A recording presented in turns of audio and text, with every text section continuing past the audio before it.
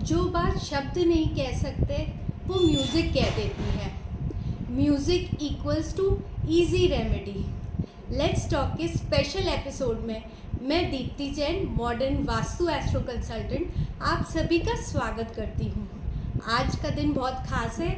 आज हमारे साथ जो मेहमान है वो बहुत ही स्पेशल है, music Guru Gopal Mishra sir. Let's talk के स्पेशल एपिसोड में मैं आपका स्वागत करती हूँ। सर, मेरा सवाल पहले आपसे ये है कि हमने देखा है कुंडली जब हम स्टडी करते हैं तो जिन लोगों के चार्ट में चंद्रमा एफ्लिक्टेड होता है शनि ग्रह से या राहु ग्रह से, ऐसे लोग बहुत जल्दी टेंशन खा जाते हैं, लेकिन जब वो म्यूज़िक सुनते हैं या सीखते हैं तो उनकी हीलिंग हो जाती है। तो क्या इसके पीछे कोई साइंटिफिक लॉजिक है या ये एक प्रोसेस है? एक्चुअली साइंटिफिक लॉजिक है, इसी वजह से वो एक प्रोसेस में बदल जाता है। जी। क्योंकि जब हम म्यूज़िक सुनते हैं तो साउंड जो होता है वो हमारे एमिगडाला को काफ़ी प्रभावित करता है। ओके। तो ब्रेन में जब एमिगडाला प्रभावित होता है तो हम लॉजिकल हो जाते हैं, थोड़े से क्रिएटिव हो जाते हैं। ओके। क्योंकि जब व्यक्ति स्ट्रेस में रहेगा या टेंशन में रहेगा तो वो लॉजिकल नहीं हो पाएगा, वो इमोशनल रहेगा। ओके। क्योंकि आमतौर पर हम सब जानते हैं कि सारा जो स्ट्रेस है वो या तो इमोशनल रहता है या इमोशन से जुड़ी जो फाइनेंसेस रहते हैं व्यक्ति की लाइफ में उससे रहता है। यदि व्यक्ति थोड़ा सा लॉजिकल होता चला जाए तो स्ट्रेस थोड़ा सा कम हो जाएगा। तो म्यूज़िक वही काम करता है। दूसरा, म्यूज़िक एक चीज़ और करता है कि आपको थोड़ा सा डाइवर्जन भी चाहिए होता है अपनी लाइफ में। ठीक है। जैसे हमें पूरे दिन भर की थकान से एक नींद चाहिए। क्यों? क्योंकि हमारा दिमाग थक जाता है। इसी तरह आपके इमोशंस भी थक जाते हैं, तो उनको एक हीलिंग प्रोसेस चाहिए, वो काम म्यूज़िक करता है। ज्योतिष में एक रेमेडी है जो हम दुखी व्यक्ति को सजेस्ट करते हैं, जिसके अंदर बहुत सारे इमोशनल वेस्ट होता है। एक डिस्क्लोज टेक्निक होती है जिसमें हम व्यक्ति को कहते हैं जो भी तुम्हारा दुख है उसको तुम लिखो, जी भर भर के लिखो, और फिर एक टाइम बाद जब हम रियलाइज़ करते हैं और जब वो व्यक्ति लिखता है तो उसके इमोशंस रिलीज़ हो जाते हैं। उसी तरह म्यूज़िक का भी लोग सहारा लेते हैं। जो लोग दुखी होते हैं वो सैड सॉन्ग सुनते हैं। क्या आपको लगता है कि सैड सॉन्ग सुनना चाहिए उस व्यक्ति को या हैप्पी सॉन्ग सुनने चाहिए? देखिए, म्यूज़िक जो है वो ऐसी चीज़ है कि आपका जो भी इमोशन है उसको वो बस बढ़ा देता है या एक्सप्रेस कर देता है। जी। तो नो मैटर आप अगर या तो आप दुखी हैं या आप या आप खुश हैं, तो आप जैसा सॉन्ग सुनेंगे, जैसी आपकी मनस्थिति होगी वो और बढ़ेगी। ठीक है। आप पाएंगे कि जब कोई व्यक्ति खुश होता है तो वो सैड सॉन्ग से भी खुश हो जाता है। क्यों हो जाता है? क्योंकि उसको सैड सॉन्ग की मेलोडी बहुत अच्छी लगती है। लेकिन जब कोई व्यक्ति दुखी होता है तो उसको कोई आप हैप्पी सॉन्ग भी सुनाओगे तो वो कहता है यार मैं इतना मेरी इतनी हालत ख़राब है, ये तो बढ़िया मज़े कर रहे हैं, उसको वहाँ से भी दुख ही मिलता है। तो ऐसी स्थिति में व्यक्ति को चुनाव करना चाहिए कि वो ऐसा म्यूज़िक चुने कि सबसे पहले उसका दिमाग हील हो। सबसे पहले दिमाग सूदिंग हो, शांत हो। तो ऐसी स्थिति में मैं सजेस्ट करूँगा कि आप ना तो सैड सॉन्ग सुने ना हैप्पी सॉन्ग सुने, आप कोई इंस्ट्रूमेंटल म्यूजिक सुने। आप कोई अच्छी फ्लूट सुने, आप कोई अच्छा शास्त्रीय संगीत सुने जो आपके दिमाग को थोड़ा सा शांत करे। क्योंकि जब वो शांत होगा तब समझ पाएगा कि हाँ, दुखी होने की वास्तविक वजह है भी या नहीं। बिल्कुल सही बात। ज्योतिष में जिस व्यक्ति का बुद्ध स्ट्रांग होता है वो बहुत अच्छा क्रिएटिव राइटिंग कर सकता है, चाहे वो म्यूज़िक हो या फिर कोई कहानी लिखना हो या कविता लिखना हो। यदि किसी व्यक्ति को अपनी मनोस्थिति को बदलना है तो उसको क्रिएटिव राइटिंग करनी चाहिए या फिर क्रिएटिव म्यूज़िक सुनना चाहिए? देखिए, जब हम कहते हैं कि हमें कुछ राइट करना है तो हम बेसिकली क्या कर रहे हैं, जो हमारे अंदर है वो पेपर पे आ रहा है, उससे हम हील नहीं हो पाएंगे। क्योंकि वो पेपर पे आ गया, अब वो और सामने आ रहा है। समस्या तो खड़ी हुई है। समस्या का समाधान इस बात से होगा कि दिमाग या मन थोड़ा सा उस सब्जेक्ट से थोड़ा सा ऊपर उठे। और उसे उठाने के लिए आप बिना किसी लिरिक्स का कोई म्यूजिक सुने। Only music. फिर आपका जो मन होगा वो खुद ही आपको एक संकेत देगा कि हाँ, आप कुछ ऐसा लिखते हैं, कुछ ऐसा करते हैं। ये चीज़ मतलब पहले सुने फिर लिखना शुरू। हाँ, एग्जैक्टली। मतलब बोथ विल बी हेल्पफुल। अगर आप शायर हैं तो बात ही नहीं है कुछ, फिर तो हज़ारों ख्वाहिशें ऐसी कि हर ख्वाहिश पे दम निकले, बहुत थे मेरे अरमान फिर भी कम निकले, तो वो दूसरी बात हो जाती है। लेकिन अगर आपको हील करना है खुद को तो आपको उस रास्ते पे चलना होगा जहाँ से आप खुद को पहले तो दुख से बाहर लाएं। जी जी। उसके बाद सुख की ओर बढ़े, ठीक। ये चीज़ है। हमने अक्सर देखा है कि जो पुराने सॉन्ग्स होते हैं उनको सुनने में ज़्यादा सुकून मिलता है कंपेयर टू आज के सॉन्ग्स, जो कि अक्सर हम सुनते हैं और भूल भी जाते हैं। ऐसा क्या होता है पुराने सॉन्ग्स में जो हम उसको बहुत इंजॉय करते हैं? एक्चुअली यहाँ पे जो सबसे बड़ी जो एक मैं कह सकता हूँ जो सबसे बड़ा रीज़न है वो जी। ये है कि जैसी मेलोडी होती है ना वो दिमाग पे वैसा प्रभाव डालती है। ठीक है। अब पुरानी जो मेलोडीज थी वो काफ़ी क्रिएटिव थी, ठीक है। क्योंकि उनमें बहुत सारे इंस्ट्रूमेंट्स भी यूज़ होते थे, है ना, बहुत सारे एक्सपेरिमेंट्स होते थे। हाँ, बहुत सारी, मतलब ऐसा नहीं है कि वेस्टर्न म्यूज़िक ज़्यादा क्रिएटिव नहीं है, लेकिन जो बात है वो मेलोडी की है। अब चाहे वो वेस्टर्न म्यूज़िक से है या इंडियन म्यूज़िक से है, ओके। मेलोडी जितनी प्रभावित होगी गाना उतना याद रह जाए। आपने देखा होगा कि 90s के कुछ गाने ऐसे हैं जिनका सेंस तो कोई ऐसा नहीं बनता, बिल्कुल, बट वो याद रह जाते हैं। सही बात। और बिल्कुल इधर देखा जाए तो यहाँ बहुत सारे इस टाइम के बहुत सारे गाने ऐसे हैं जो मीनिंगफुल हैं, जी जी। है ना, जिनका मीनिंग बहुत जी, डीप है, हाँ, जैसे लेकिन वो अरिजीत सिंह के अरिजीत songs सिंह हैं। के सॉन्ग्स हैं, जी जी। याद नहीं रह पाते। हम्म। उसकी वजह यही रहती है कि उन मेलोडीज में उतना अट्रैक्शन नहीं होता, उतनी क्रिएटिविटी नहीं होती जिससे वो मन पर थोड़ा ठहर पाए। अगर कोई बच्चा गाना सीखना चाहता है लेकिन उसकी थ्रोट क्वालिटी इतनी बढ़िया नहीं है, कोर्स वॉइस है, तो ऐसी कंडीशन में उसको क्या रेमेडीज, क्या डे टू डे करना चाहिए कि उसकी वॉइस क्वालिटी इम्प्रूव हो? सबसे पहले तो जो टीचर है जो जी। उसे सिखाएगा उसको ये जानना चाहिए कि इसकी वॉइस क्वालिटी है कैसी, जी जी। क्योंकि सबकी आवाज़ एक जैसी नहीं होती। बिल्कुल सही बात है। अब किसी की आवाज़ बहुत ज़्यादा मोटी होती है, किसी की आवाज़ बहुत ज़्यादा पतली होती है, किसी की आवाज़ आसानी से हरकतें लगा लेती है। जैसे आपकी आवाज़ थी वो इजीली आप किसी भी गाने को गा लेती थी, लेकिन आपके साथ में ही बहुत से लोग आते थे जिनको थोड़ी टफ होता था। तो पहले हमें ये जानना पड़ता है कि व्यक्ति की आवाज़ कैसी है। अब मान लीजिए आपकी आवाज़ है या किसी बच्चे की ही आवाज़ है, वो थोड़ी सी मोटी है, तो उसको हम सबसे पहले गला जो साफ होता है जी, उसकी जी। प्रैक्टिसेस करवाएंगे। जी जी। जैसे हमिंग होती है, ओके। ओमकार होता है, आकार होता है, इससे गला थोड़ा स्टेबल होता है। उसके बाद थोड़ा थोड़ा उसको सुरों का अभ्यास कराएंगे जी। जिससे कि उसका गला सुर में आ पाए। सुर में एक बार आ गया तो फिर तो जितना वो मजेगा उतना शाइन होगा। लेकिन सर कुछ ऐसी कोई होम रेमेडी होती है कि उसको खाना चाहिए या फिर कुछ ऐसा? हाँ, आयुर्वेद में ऐसे बहुत सारे रेमेडीज़ होती हैं, जैसे आप तुलसी, शहद, हल्दी, जी जी। एक बहुत अच्छा कंपोनेंट होता है ये। अगर इसको आप अच्छे से, जैसे तुलसी का रस है, जी जी। उसको शहद और हल्दी के साथ लें तो आपके गले को थोड़ा आराम मिलता है। ओके लेकिन ये सब मैं कहूँगा कि इन सब के भरोसे ना रखा जाए, ओके। क्योंकि जैसे मैं भी एक आर्टिस्ट हूँ, तो कभी कभी ऐसा होता है कि गला बैठ गया तो दिक्कत पता है क्या आती है? दिक्कत ये आती है कि हमारा सबसे पहले दिमाग ख़राब होता है, फिर गला ख़राब होता है। बिल्कुल सही। अमूमन आपका कोई प्रोग्राम है, आप एक सिंगर हैं, तो 90% चांसेस है कि आपका प्रोग्राम से पहले गला ख़राब हो जाए। हाँ, वो स्ट्रेस तो ये चीज़ है, पहले इंसान अपना मन ठीक मन को रखे। सुधारे फिर। बाकी रेमेडीज़ तो बहुत सारी हैं, लेकिन वो इतना ज़्यादा हर किसी के लिए, हर किसी की बॉडी पे इतना अच्छा। सूट नहीं कर पाती। That's why। सर आजकल के समय में लोग बहुत ज़्यादा मेंटल स्ट्रेस फील कर रहे हैं। ऐसी कंडीशन में आप हमारे व्यूअर्स को क्या सजेस्ट करेंगे कि उन्हें कौन सा सुर या ताल पकड़ना चाहिए जिससे कि उनके इमोशंस रिलीज़ हो, इमोशंस सूद हो और उनको नए रास्ते मिले अपनी समस्या के लिए?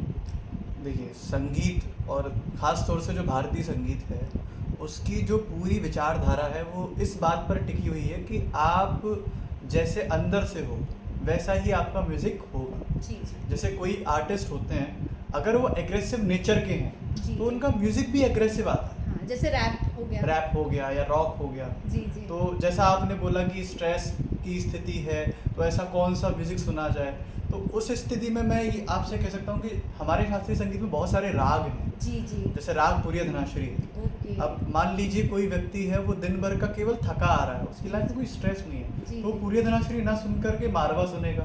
ठीक है। तो लेकिन यदि किसी को स्ट्रेस है बहुत ज़्यादा वाला जी। तो वो पूरी धनाश्री सुनेगा। ओके। अब आपको थोड़ा सा प्रैक्टिकल बताते हैं। रे ग म धा म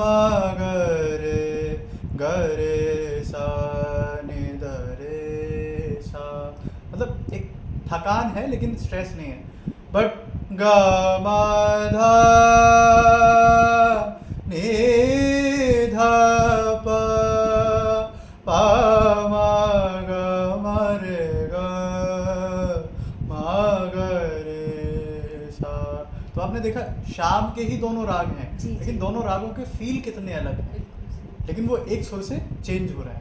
तो ऐसी स्थिति में ये होता है कि आप सबसे पहले खुद को थोड़ा सा जानें, जी, आत्मावलोकन करें कि वास्तव में मुझे कोई टेंशन है या मैं केवल थका हुआ हूँ। क्योंकि अगर आपने गलत राग सुन लिया तो फिर गलत वो नतीजा राग हो आपको जाएगा। गलत दुनिया में ले जाएगा। ठीक। गलत नहीं मतलब अलग दुनिया में ले जाएगा। जी जी जी और अगर आपको उस सबका समाधान करना है तो थोड़ा शुद्ध स्वरों की ओर आगे बढ़े। जी जैसे आपने सीखा होगा कल्याण राग हमने सिखाया था आपको। जी जी। तो उस राग का फील ही कुछ ऐसा है कि आपके अंदर एक उल्लास, एक खुशी, एक उम्मीद की किरण जाग जाती है। जी जी। ने ध नि रे ग म रे मा ग ब रे ग रे नि रे सा। तो आप देख रहे होंगे कि मारवा से कहानी शुरू हुई तो थोड़ा थकान थी, जैसे ही पूरी धनाश्री आए हैप्पीनेस। नहीं, फिर थोड़ा सा स्ट्रेस बढ़ा। ओके। उसका हमने समाधान करने के लिए जो राग गाया उससे फिर हम एक हैप्पीनेस वाले मूड में आए। क्योंकि कभी कभी इंसान को कोई चाहिए होता है, जी जी। कोई उसे रास्ता पकड़े, सुने हाँ, और उसको निकाले। एग्जैक्टली। जी हर वक्त व्यक्ति सेल्फ हेल्प नहीं ले सकता। जी जी। ये चीज़ सर फेस रीडिंग में हम देखते हैं कि उस व्यक्ति का व्यक्तित्व कैसा होता है, चेहरे का जो शेप होता है, आँख होती है, नाक होती है, उससे हम व्यक्ति के व्यक्तित्व को जान सकते हैं। इसी तरह क्या व्यक्ति की जो प्लेलिस्ट होती है, क्या उससे उसके व्यक्तित्व को पकड़ा जा सकता है? देखिए, ज्योतिष में मैंने सुना है कि फेस रीडिंग होती है, बट म्यूज़िक में मैंने जाना है कि वॉइस रीडिंग होती है। ओके। तो जैसा पहली चीज़ तो वो जैसा गा रहा है उससे पता लग जाएगा। और प्लेलिस्ट का यदि अगर हम विचार करें तो उसमें एक चीज़ आ जाती है कि पहली चीज़ आप मेलोडी कैसी सुन रहे हो, जी। दूसरी चीज़ आप लिरिक्स कैसे सुन रहे हो, बिल्कुल सही बात है। है ना। अब होता क्या है कि लोग गज़लें सुनते हैं, तो आज की डेट में एक बड़ा वो फैशन सा बन गया है कि जो अरे मैं तो गुलाम अली साहब को सुनूंगा, मेहदी हसन साहब को सुनूंगा, गालिब के दीवाने हैं। लेकिन गालिब की गज़लों में जो डेप्थ है, जी जी। जो डीप मीनिंग है, उससे लोग वंचित रह जाते हैं। ये बात है। तो हाँ, ये बिल्कुल थोड़ा सा मैं कहूँगा कि काफ़ी संकेत हो जाता है इस बात से कि अगर आप किसी की प्लेलिस्ट सुनते हो तो पता लग जाता है कि व्यक्ति कैसा है, या व्यक्ति की मानसिकता कैसी है, या व्यक्ति की चेतना कितनी ऊंचाई पर है। किस स्तर पे चल। हाँ, तो बिल्कुल कह सकते हैं इसको। परिस्थितियों को बदला नहीं जा सकता है, लेकिन हम अपनी मनोस्थिति को बदल सकते हैं। ठीक है, तो ऐसी कंडीशन में क्या म्यूज़िक सुनकर हम अपनी प्रॉब्लम से दूर भाग रहे हैं, या फिर म्यूज़िक हमारी प्रॉब्लम को हील कर रहा है? ये डिपेंड करता है हमारा इंटेंट क्या है। जी जी। अब यदि कोई परिस्थिति हमारे सामने आई, हमें उसका समाधान नहीं मिल रहा है और हम बहुत परेशान हैं, तो एक समय के लिए म्यूज़िक का सहारा हमें लेना पड़ेगा जी जी। कि थोड़ा सा दिमाग डाइवर्ट हो, थोड़ा शांत हो, डाइवर्ट ना हो, शांत हो।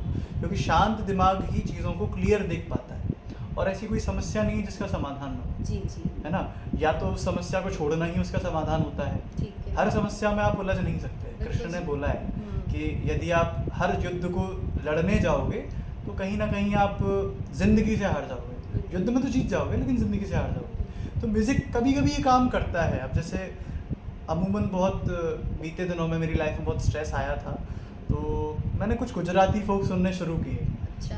तो बड़ा अलग सा अनुभव हुआ, क्योंकि गुजराती फोक मैं वैसे कम ही सुनता हूँ, लेकिन इन दिनों में बड़ा सुन रहा हूँ। क्योंकि उसने क्या किया, उसने मेरी जो मानसिक स्थिति थी उसको बिल्कुल चेंज कर दिया। क्योंकि गुजराती फोक में एक उल्लास होता है, एक बिल्कुल कहना चाहिए उत्साह होता है, जॉयफुलनेस होती है। वहाँ आपको बहुत गम भरे गाने मिलेंगे ही नहीं। चाहे आप मीठा खारा सुन लीजिए, कोक स्टूडियो में भी आया था, या फिर नागर नंद जीना लाल, बहुत अच्छे अच्छे फोक हैं, आप सुनिए आपको मज़ा आएगा। तो हाँ, यदि अगर आप समस्या से निदान पाना चाहते हैं तो म्यूज़िक शायद पूरी मदद नहीं कर पाए, लेकिन हाँ, यदि आप अपना थोड़ा सा कहना चाहिए कि अपनी थोड़ी सहायता करना चाहते हैं, कि होता है ना कि Uplift करना। हाँ अपलिफ्ट करना चाह रहे हैं। जो व्यक्ति युद्ध में है उसको कभी तो विराम चाहिए होगा, बिल्कुल सही बात। विराम करेगा, विश्राम करेगा तो थोड़ा ठीक होगा। तो बस वही चीज़ है। सर जैसे वास्तु, ज्योतिष, ये सब एक विज्ञान की श्रेणी में आता है, क्या म्यूजिक को भी हम विज्ञान की श्रेणी में रख सकते हैं या फिर ये सिर्फ एक कला है? जी, म्यूज़िक विज्ञान और कला दोनों है। यदि आप उसको प्रकृति से जोड़ोगे तो आप देखेंगे कि जैसे हम लोग रियाज कराते हैं तो हम कहते हैं लय में गाओ, जी तो व्हाट इज़ रिदम। तो उसका हमने डेफिनेशन आपको बताई की थी कि समय की एक सी गति को लय कहते हैं। तो समय की एक सी गति पृथ्वी में भी है, सूर्य में भी है, सब में है, सब अपनी एक गति से चल रहे हैं और उसी गति से म्यूज़िक भी चल रहा है। और दूसरी सबसे मेन बात या मुख्य बात मैं कहूँगा कि फ्रीक्वेंसी, आवृत्ति जिसे बोलते हैं, या आमतौर पर हम बोलते थे कि आपके वाइब्रेशंस मैच नहीं हो रहे हैं। जी जी। तो म्यूज़िक ओवरऑल फ्रीक्वेंसी पे टिका हुआ है। Without frequency music is nothing, क्योंकि फ्रीक्वेंसी नहीं होगी तो साउंड जनरेट नहीं होगा, साउंड जनरेट नहीं होगा तो मेलोडी नहीं बनेगी, मेलोडी नहीं बनेगी तो इस बात का ये चीज़ है। तो साइंस भी है, पूरी तरह साइंस है। अब रही बात कला की, हाँ म्यूज़िक कला भी है, क्योंकि कला क्या करती है, कला मनुष्य की क्रियाओं को आसान बनाने का एक रास्ता है।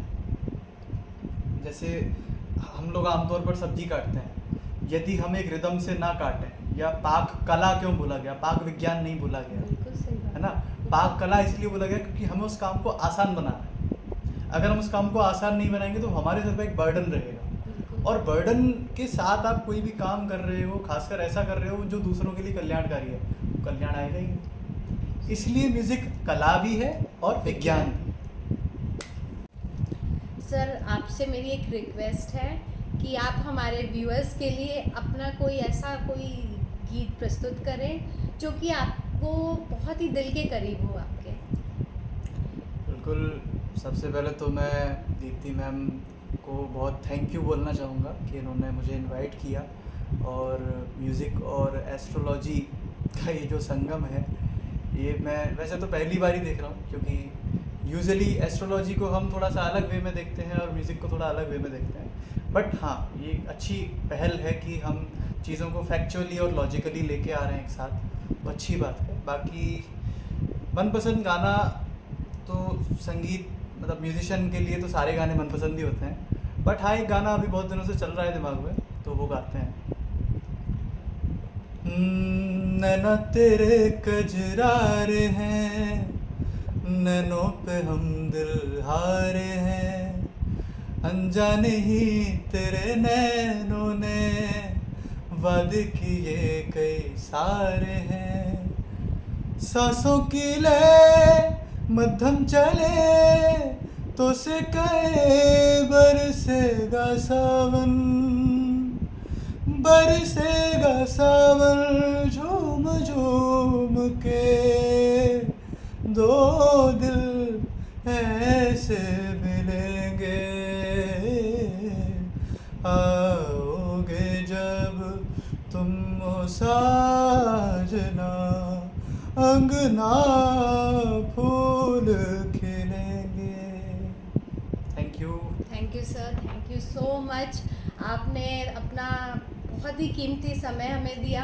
Thanks a lot ma'am. Let's talk की व्यूअर्स की तरफ से, मेरी तरफ से आपको बहुत बहुत शुभकामनाएं। आप खूब तरक्की करें, खूब आगे बढ़ें और ऐसे ही सबको अपने म्यूज़िक से खुश रखें। Thank you so much.